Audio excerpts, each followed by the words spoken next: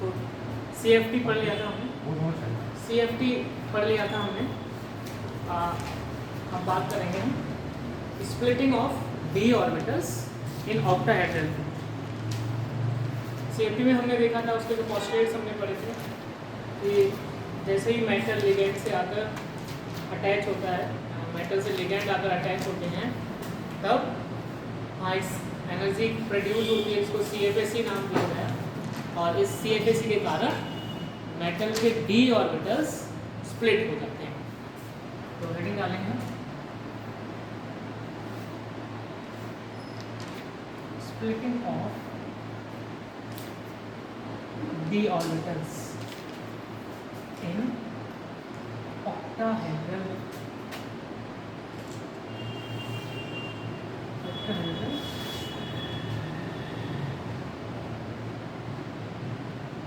field strength।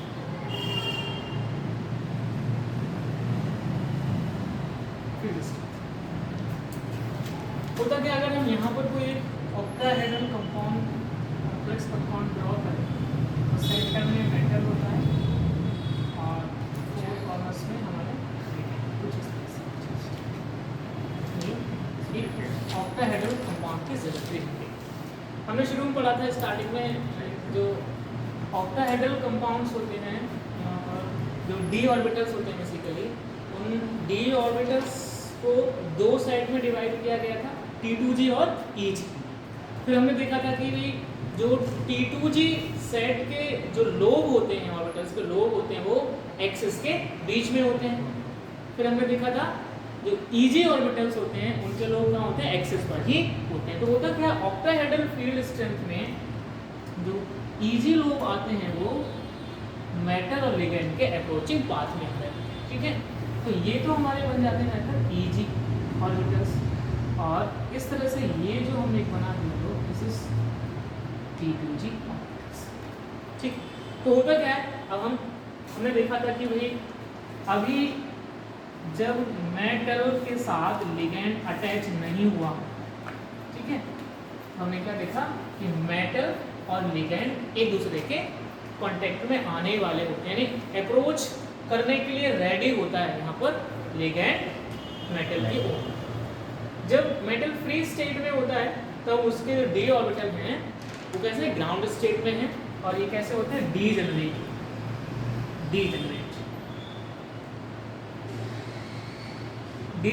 इनको हमने देखा दो सेट हैं, एक 3 का सेट है T2G और 2 का सेट है EG। अब ये डीजेनरेट है और ये कैसे ग्राउंड स्टेट है। जैसे ही ये अप्रोच करता है इसकी तरफ, जैसे रेडी होता है इस तरफ चलता है, हमने देखा था कि इन ऑर्बिटल्स की एनर्जी थोड़ी इंक्रीज हो जाती है। अच्छा, ये एनर्जी जो इंक्रीज हो रही थी वो किसकी वजह से, स्फेरिकल फील्ड स्ट्रेंथ की वजह से। यहाँ पर देखो पांचों ऑर्बिटल्स की एनर्जी एक साथ बढ़ी। देखो एनर्जी तो बढ़ी एक सबकी, लेकिन अभी भी ये कैसे रहे, डीजेनरेट ही है, यानी पांचों ऑर्बिटल्स की एनर्जी बिल्कुल इक्वल अमाउंट में बढ़ी, इसीलिए डीजेनरेट का मतलब बताया था आपको कि सेम एनर्जी। तो यहाँ पांचों की सेम है, यहाँ भी इंक्रीज तो हुई, लेकिन पांचों ऑर्बिटल्स की एनर्जी एक साथ इंक्रीज हुई, बराबर क्वांटिटी में इंक्रीज हुई, इसलिए यहाँ पर भी वो डीजेनरेट हैं। तो स्फेरिकल फील्ड स्ट्रेंथ की वजह से पांचों की एनर्जी इक्वल हो जाती है, बढ़ जाती है। अब क्या होता है, जैसे ही ये लिगेंड मेटल से अटैच हो जाता है, तब क्या देखा, इस मेटल में जो इलेक्ट्रॉन है ये और लिगेंड में जो इलेक्ट्रॉन है उनके बीच में रिपल्शन होने लगता है, क्योंकि इलेक्ट्रॉन सेम चार्ज है और सेम चार्ज हमेशा एक दूसरे को रिपेल करते हैं, तो इनके बीच में रिपल्शन होने लगा। और रिपल्शन की वजह से आपको बताया था कि एक एनर्जी क्रिएट होती है जिसको CFSE कहा जाता है, और इस CFSE की वजह से ही ये जो d ऑर्बिटल हैं दो सेट में स्प्लिट हो जाते हैं, कुछ इस तरह से टूट जाते हैं। EG सेट जिसकी एनर्जी हाई होती है, EG सेट, और ये T2G सेट जिसकी एनर्जी लो, T2G सेट, क्योंकि हमारी लो एनर्जी है, लो एनर्जी, और इनकी हाई एनर्जी, हाई एनर्जी। ठीक है, जैसे जैसे हम इनके ऊपर बढ़ेंगे वैसे वैसे क्या एनर्जी इंक्रीज होती जाती है। तो ये स्प्लिट हो रहा है ऑक्टाहेड्रल फील्ड स्ट्रेंथ में। अब देखिए यहाँ पर क्वेश्चन अराइज होता है दिमाग में होता है कि यहाँ पर ऑक्टाहेड्रल फील्ड स्ट्रेंथ में Eg की एनर्जी ही ज़्यादा क्यों हुई, T2G की कम क्यों हुई। तो मैंने आपको बताया था कि जो Eg ऑर्बिटल्स हैं उनके लोग कहाँ आ रहे हैं, मेटल लिगेंड के अप्रोचिंग पाथ में आ रहे हैं, और ये अप्रोचिंग पाथ में नहीं आ रहे क्योंकि एक्सिस पर होते हैं Eg के लोग।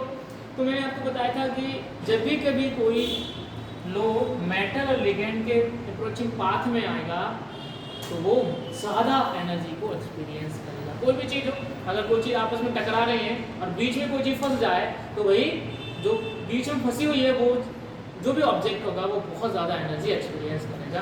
तो चूंकि Eg ऑर्बिटल्स के लोग ऑक्टाहेड्रल फील्ड स्ट्रेंथ में मेटल लिगेंड के अप्रोचिंग पाथ में आ रहे होते हैं, जिस वजह से Eg की एनर्जी हाई हो जाती है।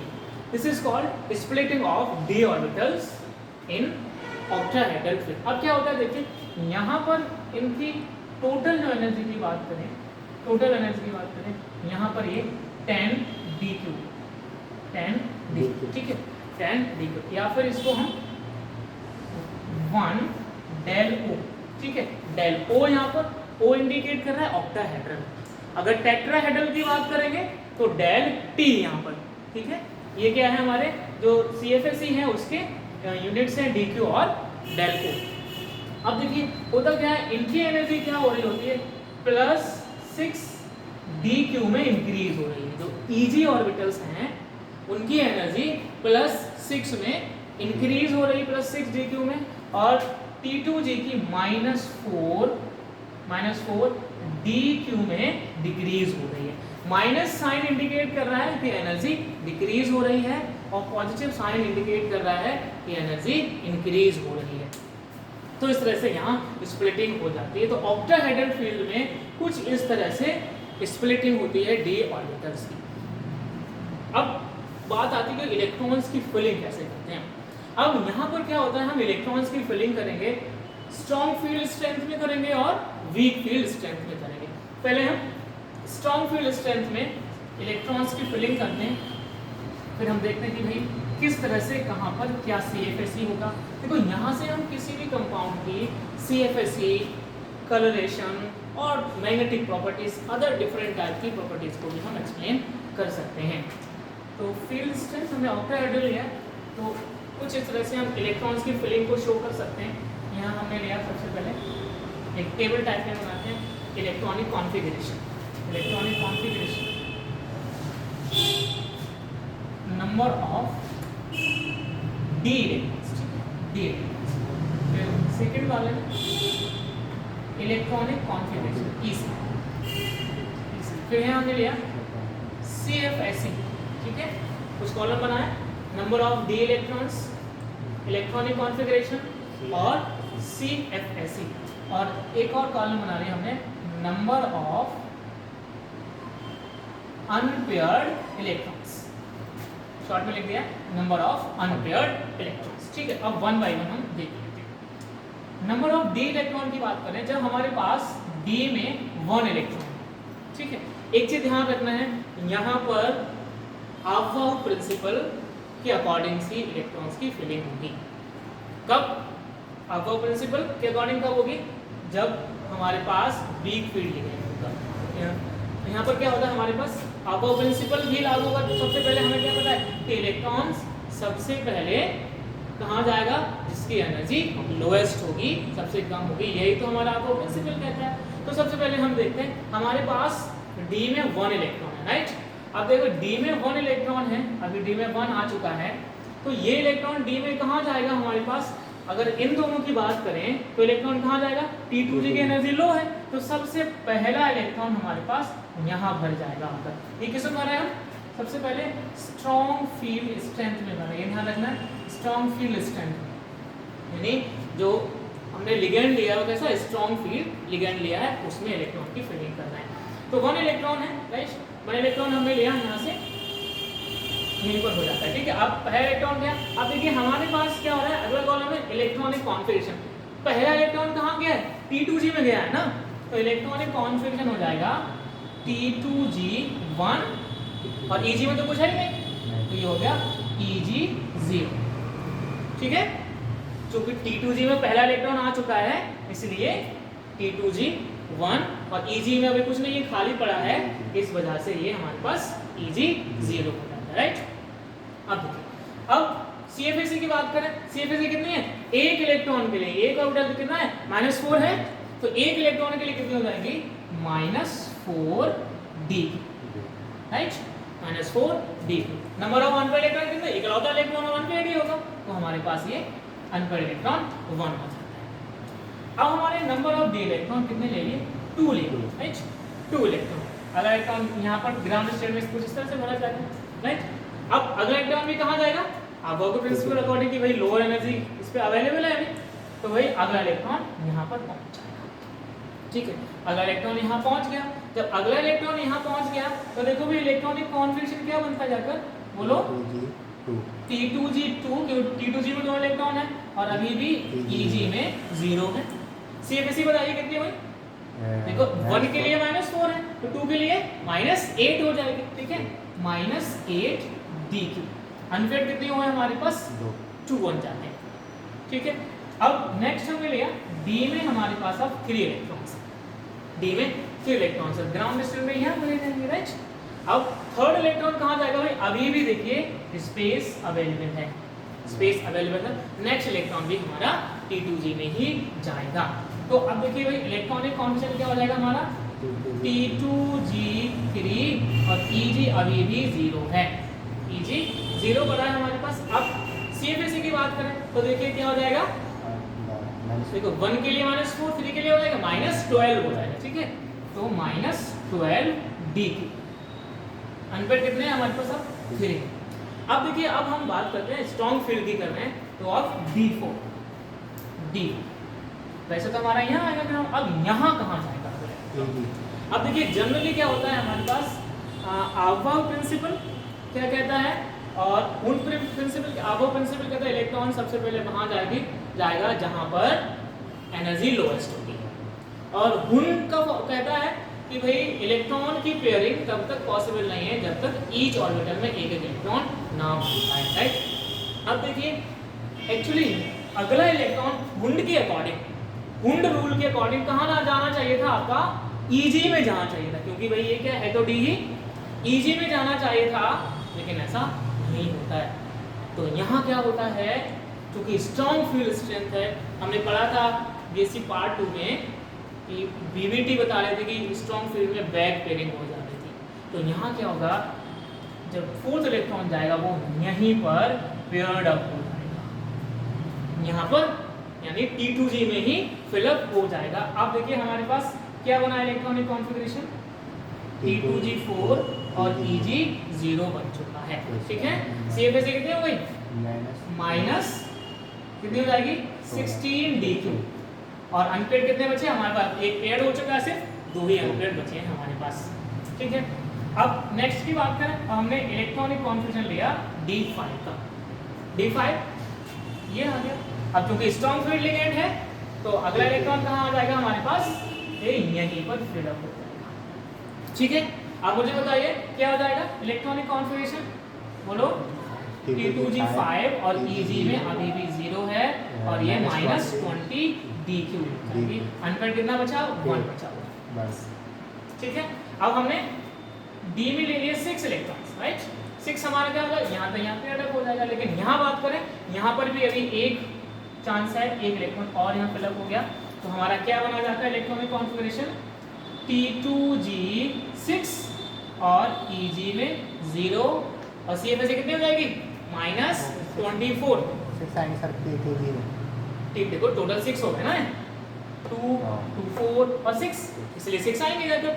और यहाँ अब CFAC की बात करें तो कितने हो गए, -24d, -24d, अनपेयर्ड कितने हैं, 0, ठीक है। अब 7th की बात करें, D7 की बात करें, अब देखो 7वां इलेक्ट्रॉन कहाँ जाएगा, 7वां इलेक्ट्रॉन, अब यहाँ तो सारे फिलअप हो चुके हैं, अब चाहे स्ट्रॉन्ग हो चाहे वीक हो, नेक्स्ट इलेक्ट्रॉन तो वही Eg में उसको जाना ही पड़ेगा। तो यहाँ D7 है, तो 7th इलेक्ट्रॉन कहाँ जा रहा है, स्ट्रॉन्ग फील्ड में हमारे पास Eg में उसको जाना पड़ा। Eg पहुंच गया। अब इलेक्ट्रॉनिक कॉन्फ़िगरेशन देखते हैं क्या बना हमारे पास, T2G6 और अब Eg में एक इलेक्ट्रॉन आ चुका है तो T2G6 और Eg1 बन जाता है इलेक्ट्रॉनिक कॉन्फ़िगरेशन। अब देखो क्या करेंगे, आप CFSE देखिए। अब देखिए भाई CFSE यहाँ -24 है, -1, अब ऊपर पहुंचने से +6 हुई ना। अब क्या करेंगे, -24 और +6 कितना बचा, -18 बचा जाता है, यानी वो +6 की वैल्यू है, ये माइनस की वैल्यू, तो क्या हो जाएगा हमारे पास, बचा जाएगा -18 DQ और अनपेड कितना है हमारे पास, अब 1। ठीक है। नेक्स्ट, अब D में हमारे पास 8 इलेक्ट्रॉन आ चुके हैं। ठीक है, 8 इलेक्ट्रॉन आ गए, कहाँ जाएगा भाई 8वां इलेक्ट्रॉन, यहाँ पर जाएगा। ठीक है, अनपेड हो जाएगा ये भी जाकर। इलेक्ट्रॉनिक कॉन्फ़िगरेशन लिखते हैं, क्या हो जाएगा, T2G6 और Eg में अब 2 हो चुके हैं। और अब बात करें CFSE कितनी हो जाएगी, +6 और बढ़ गए तो क्या हो जाएगा हमारे पास -12 DQ और अनपेड हमारे पास अब 2 हो चुके हैं। ठीक है, अब हमारे पास इलेक्ट्रॉनिक कॉन्फ़िगरेशन बन गया जाकर, ये हमने लिया D9। ठीक है, तो 9th इलेक्ट्रॉन कहाँ जाएगा, अब Eg में जाकर पेयर्ड हो जाएगा। ठीक है, यहाँ आकर ये पेयर्ड अप हो गया, यहाँ पेयर्ड अप हुआ तो भाई क्या हुआ इलेक्ट्रॉनिक कॉन्फ़िगरेशन, T2G6 और Eg में 3 हो चुके हैं और ये -6 DQ बचा जाता है, राइट। और अनपेड क्या रह गया, 1 ही रहेगा क्योंकि एक अब पेयर्ड हो चुका है। ठीक है, अब हमने इलेक्ट्रॉनिक कॉन्फ़िगरेशन लिया D10। ठीक है, D10 में देखो फिलअप हो गया, फुल अप। अब कहाँ जाएगा अगला, नेक्स्ट तो यहीं जाएगा। अब देखिए D10 में इलेक्ट्रॉनिक कॉन्फ़िगरेशन T2G6 Eg में कितने जा चुके हैं आप टोटल बताइए, Eg में 4 हो गए। ठीक है, CFSE कितने हो गए, 0। ये हमारी 0 बची CFSE और अनपेड भी 0 हो जाते हैं। तो स्ट्रॉन्ग फील्ड स्ट्रेंथ में हम D1 से लेकर D10 तक कुछ इस तरह से इलेक्ट्रॉन्स की फिलिंग करते हैं और ये हमारी CFSE निकल के आ जाती है और इलेक्ट्रॉनिक कॉन्फ़िगरेशन भी निकल के आ जाता है। ठीक है, नोट करना।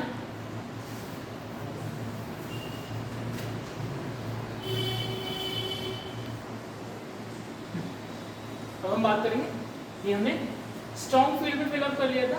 इलेक्ट्रॉन्स कैसे जाते हैं, अब वीक फील्ड स्ट्रेंथ में। वीक फील्ड स्ट्रेंथ में इलेक्ट्रॉन्स किस तरह से फिल होते हैं,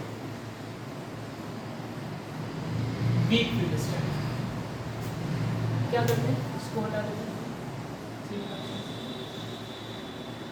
वीक फील्ड स्ट्रेंथ में क्या होता है, हमने देखा था, अगर आपको याद होगा BSc पार्ट 2 का हमने DBT पढ़ी थी, तो वहाँ हमने देखा था कि जब वीक फील्ड लिगेंड होता था तो बैक पेयरिंग नहीं होती थी, तो यहाँ पर भी कुछ इसी तरह का हमें देखने को मिलेगा।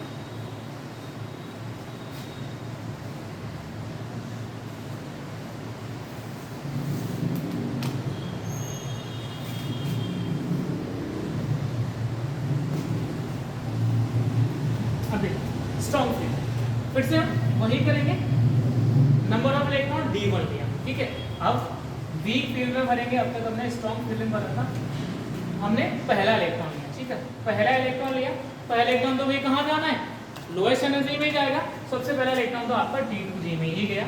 इलेक्ट्रॉनिक कॉन्फ़िगरेशन इसका भी वही हो जाएगा, T2G1 Eg0 और CFSE कितनी हुई, -4 DQ हो गया, अनपेड 1 बन जाता है। ठीक है, अब सेकंड इलेक्ट्रॉन की हम बात करें, सेकंड में कहाँ जाएगा, यहाँ। ठीक है, सेकंड यहाँ गया जाकर तो हमारा क्या हो जाएगा इलेक्ट्रॉनिक कॉन्फ़िगरेशन, T2G2 और Eg0 और -8 DQ जाकर CFSE बन जाती है, अनपेड 2 हो जाते हैं। ठीक है, थर्ड इलेक्ट्रॉन की बात करें, थर्ड कहाँ जाएगा, यानी D में जब 3 इलेक्ट्रॉन होंगे तब कहाँ जाएंगे हमारे पास, तो अगला इलेक्ट्रॉन यहाँ चला जाएगा और इलेक्ट्रॉनिक कॉन्फ़िगरेशन कुछ इस तरह से हो जाएगा, T2G3 Eg0 और -12 DQ इसकी CFSE हो जाएगी, -12 DQ और 3 हम। ठीक है, अब हम बात करते हैं D4। अब देखिए यहीं से एक्चुअल में मेन चीज शुरू होती है। अगर आप देखेंगे स्ट्रॉन्ग फील्ड का, स्ट्रॉन्ग फील्ड स्ट्रेंथ में भी बिल्कुल यही वैल्यू मिलती थी हमें, यही इलेक्ट्रॉन D3 तक, D में जब 3 इलेक्ट्रॉन थे, स्ट्रॉन्ग फील्ड में भी हमें यही इलेक्ट्रॉनिक कॉन्फ़िगरेशन मिल रहा था, यही CFAC मिल रही थी, और इतने ही हमें अनपेयर्ड इलेक्ट्रॉन मिल रहे थे। अब असली चीज यहाँ से शुरू होती है जब फोर्थ इलेक्ट्रॉन आता है। अब फोर्थ इलेक्ट्रॉन कहाँ जाएगा? जब स्ट्रॉन्ग फील्ड था तो फोर्थ इलेक्ट्रॉन कहाँ T2G में ही पेयर्ड अप हुआ जा रहा था, लेकिन अब क्योंकि ये वीक फील्ड है, इसमें इतनी CFAC नहीं प्रोड्यूस कर पाएगा, जिस वजह से ये इलेक्ट्रॉन यहाँ से यहाँ जाएगा, यहाँ से यहाँ पहुंचेगा, यहाँ से यहाँ पहुंचेगा, तो क्या हो जाएगा हमारे पास इलेक्ट्रॉनिक कॉन्फ़िगरेशन T2G3 और EG में 1। अब CFAC हमारी कितने में जाएगी?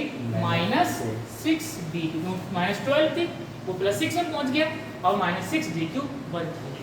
मतलब यहाँ पर एक क्वेश्चन अराइज होता है, दिमाग में क्वेश्चन होता है कि भाई यहाँ पर तो हमें एनर्जी डिफरेंस तो दिख ही रहा है, तो अकॉर्डिंग टू आप बाबू तो ये इलेक्ट्रॉन यहाँ जाना चाहिए था, लेकिन मुंड के अकॉर्डिंग तो यही जाना चाहिए भाई हेटेरोडी ऑर्बिटल।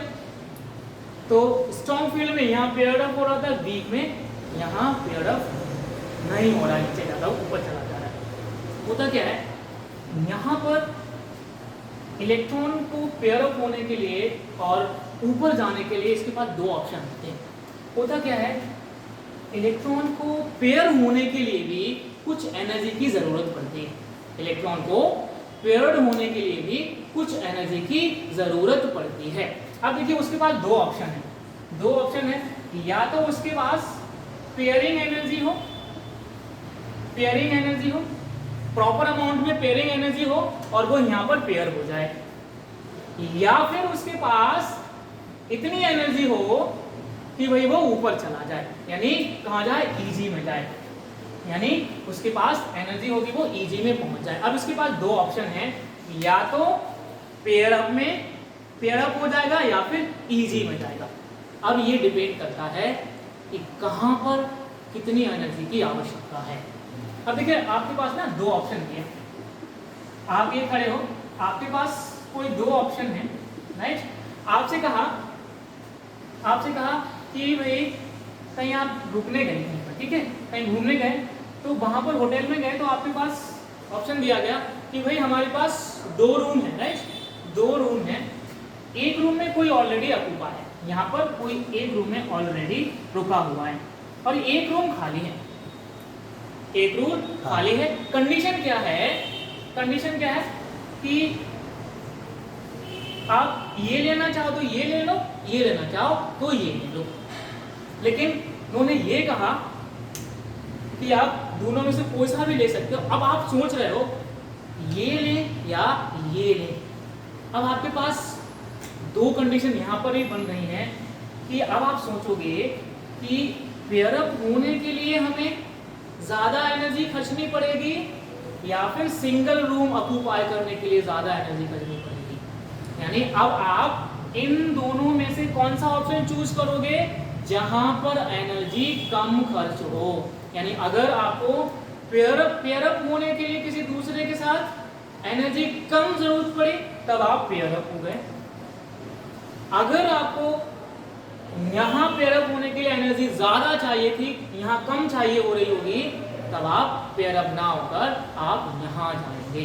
तो यहाँ पर भी इलेक्ट्रॉन के पास दो ऑप्शन होते हैं कि भाई वो या तो पेयर अप हो जाए या EG में चला जाए। अब इलेक्ट्रॉन सोचता है कि अब वो देखता है कि उसके पास कितनी एनर्जी है, पता लगा कि पेयर अप होने के लिए एनर्जी ज्यादा चाहिए थी लेकिन यहाँ जाने के लिए एनर्जी कम चाहिए थी, लेकिन इलेक्ट्रॉन के पास इतनी एनर्जी नहीं थी कि वो यहाँ पेयर अप हो जाए, लेकिन जितनी एनर्जी उसके पास थी उस एनर्जी में वो यहाँ तक पहुँच सकता था। कब?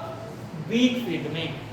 वीक फील्ड में, वीक फील्ड स्ट्रेंथ में एनर्जी के पास इतनी एनर्जी नहीं होती है, इलेक्ट्रॉन के पास इतनी एनर्जी नहीं होती है कि भाई वो पेयर अप हो जाए। इसलिए यहाँ पर क्या होता है, वीक फील्ड में बेसिकली एनर्जी गैप कहीं ना कहीं कम होती है, टोटल CFAC कम होती है, इस वजह से इलेक्ट्रॉन पेयर अप होने के बजाय कहाँ जाता है, EG में चला जाता है। सिंपल शब्दों में कहें कि वीक फील्ड स्ट्रेंथ में पेयरिंग एनर्जी ज़्यादा होती है, ज़्यादा पेयरिंग एनर्जी की ज़रूरत पड़ती है, इसलिए इलेक्ट्रॉन यहाँ पेयर अप ना होकर वो Eg में चला जाता है। ठीक है, तो इस वजह से वीक में इलेक्ट्रॉन Eg में जा रहा है। अब D5 की बात करें, 5वां इलेक्ट्रॉन भी कहाँ जाएगा, वही ऊपर ही जाएगा। अब इलेक्ट्रॉन 5th भी कहाँ गया, यहाँ पर आ गया Eg में, राइट। तो इलेक्ट्रॉनिक कॉन्फ़िगरेशन का क्या मिला हमें, T2G3 रहा, Eg में 2 आ चुके हैं। CFSE कितने हो गए बताइए जरा, -6 से कितने हो गए, +6 और मिल गए, तो क्या हो गया ये 0 DQ हो गया। अच्छा, यहाँ पर अनपेड कितना बचा था हमारे पास, यहाँ पर अनपेड 4 हो गए थे, ठीक है 4 हो गए थे, और यहाँ पर अनपेड अभी हमें 5 अनपेड दिखाई दे रहे हैं, राइट। तो इस तरह से ये 5वां इलेक्ट्रॉन वहां पहुंचा। अब बात करते हैं डी में 6 इलेक्ट्रॉन्स हैं। डी में 6 इलेक्ट्रॉन कहाँ जाएगा छठवा, अब तो भाई T2G में ही जाएगा, क्योंकि अब इलेक्ट्रॉन पेयर होने के लिए यहाँ नहीं जाएगा, अब वो इलेक्ट्रॉन यहीं पर पेयर होगा। अब ये इलेक्ट्रॉन यहाँ गया, तो हमारे लिए क्या मिला, इलेक्ट्रॉनिक कॉन्फ़िगरेशन T2G4 Eg2। अब CFSE कितनी हो गई, अब फ्रेश इलेक्ट्रॉन एक और आया है, तो कितने हो गए, -4। देखो जब 5 हो गए, 3 नीचे 2 ऊपर हो गए, तब तो 0 हो गई थी ना CFSE। अब एक अगला इलेक्ट्रॉन आया तो कितनी हो जाएगी, -4 DQ हो जाएगी। अनपेड कितने बचे, 4 रह गए, एक पेयर हो चुका है, देख लो, ठीक है। अब नेक्स्ट इलेक्ट्रॉन हमारे पास 7 आ गए। 7वां इलेक्ट्रॉन अगर हम बात करें तो कहाँ जाएगा, 7वां भी यहीं पर ये पेयर अप हो जाएगा। इलेक्ट्रॉनिक कॉन्फ़िगरेशन की बात करें तो T2G आपका 5 हुआ, और Eg में 2 ही रहे, और ये -8 DQ हुआ, और अनपेड आपके 3 रह गए, क्योंकि एक और पेयर हो गया जाकर, ठीक है। अब बात आती है हमारे पास डी में 8 इलेक्ट्रॉन, राइट, 8 इलेक्ट्रॉन, डी में 8 इलेक्ट्रॉन है, डी 8 इलेक्ट्रॉन भी यहीं पर आकर T2G में पेयर अप हो गया, और इलेक्ट्रॉनिक कॉन्फ़िगरेशन कुछ इस तरह से बन जाता है T2G6 Eg2, और आपकी CFSE कितने हुई, -12 DQ, और अनपेयर आपके पास अब सिर्फ 2 बचे हुए हैं, जो कि Eg में अवेलेबल है, ठीक है। अब D9 की बात करें, अगर कोई D9 सिस्टम है तो 9th इलेक्ट्रॉन कहाँ आएगा, 9वां इलेक्ट्रॉन यहाँ आया। अब देखो ये तो सारे पेयर हो गए, तो 9वां इलेक्ट्रॉन आपको Eg में ही जाकर उसको पेयर अप होना ही पड़ेगा। तो इलेक्ट्रॉनिक कॉन्फ़िगरेशन हमारा T2G6 Eg3, आप देखिए फिर से क्या हुआ, -12 थी, वहां +6 में पहुंचाना जाकर, तो कितनी रहेगी, -6 DQ रहेगी, राइट, -6 DQ, वहां प्लस मिलेंगे, वहां 6 +6 मिलेंगे वहां से। अब -12 +6 -6 बचेगा जाकर हमारे पास, तो कितने बचे अनपेड, अनपेड कितना हमारे पास 1 ही बचा हुआ है। अब फिर हमारे पास कोई D10 सिस्टम है, तो यहाँ पर ये कंप्लीटली फिल्ड हो जाता है, लास्ट इलेक्ट्रॉन यहाँ जाएगा, और यहाँ इलेक्ट्रॉनिक कॉन्फ़िगरेशन क्या हो जाएगा हमारे पास, T2G6 Eg4, और ये हमारी क्या हो गई, 0 DQ हो गया, और 0 अनपेयर हो गया। तो इस तरह से वीक फील्ड स्ट्रेंथ में हम इस तरह से एनर्जी को फिलअप कर सकते हैं, इलेक्ट्रॉन्स को फिलअप कर सकते हैं, CFSE निकाल सकते हैं, और नंबर ऑफ अनपेयर और इलेक्ट्रॉनिक कॉन्फ़िगरेशन। इसी तरह से हम ऑक्टाहेड्रल के किसी भी कंपाउंड में, चाहे वो D1 से लेकर D10 सिस्टम क्यों ना हो, हर एक कंपाउंड की हम CFSE को कैलकुलेट कर लेते हैं। बस हमें ये पता होना चाहिए कि जो लिगेंड मेटल से अटैच है वो स्ट्रॉन्ग फील्ड लिगेंड है या वीक फील्ड लिगेंड है, उस बेस में हम उस कंपाउंड, कॉम्प्लेक्स कंपाउंड की CFSE को कैलकुलेट कर लें, ठीक है, नोट करिए।